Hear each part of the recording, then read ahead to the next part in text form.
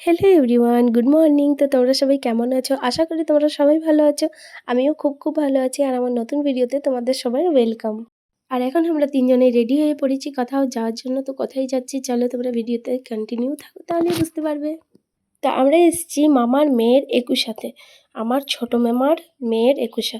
হ্যাঁ, তোমরা ঠিক শুনেছো। এই দেখো আমার পুচকু বুনুটা। এখন আমরা খাওয়া-দাওয়া করে চলে এসেছি, পাশেই একটা মন্দির ছিল তো সেখানে ঘুরতে।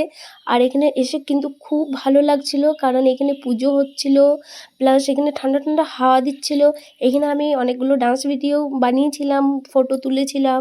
আমার মা, মাসি, মামি সবাই এসেছিল। আমার ছেলে, আমার মামার মেয়ে, ভাইঝি, মানে যা গিয়েছিলাম আমরা যজন মানে, তো আমরা সবাই এসেছিলাম এই মন্দিরে ঘুরতে। ইচ্ছে হলো যে চলো ঘুরে আসি কোথাও। কারণ গরমের দিন ছিল। এটাও হচ্ছে 2025-এর এপ্রিল মান্থের ভিডিও। এপ্রিল মান্থে তো বুঝতেই পারছো কীভাবে গরমটা লাগে।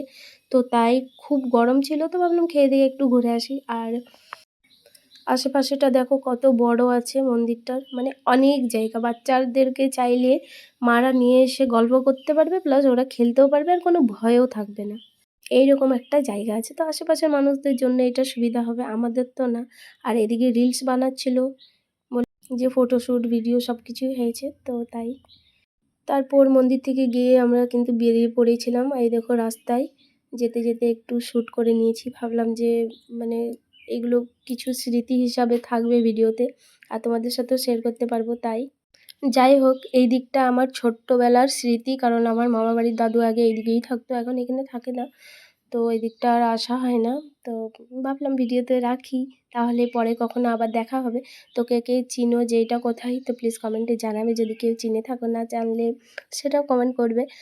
আর আমার ভিডিওগুলো তোমাদের কেমন লাগে প্লিজ কমেন্ট করে জানিও। আর যারা আমার চ্যানেলে নতুন, সাবস্ক্রাইব করে পাশে থেকো।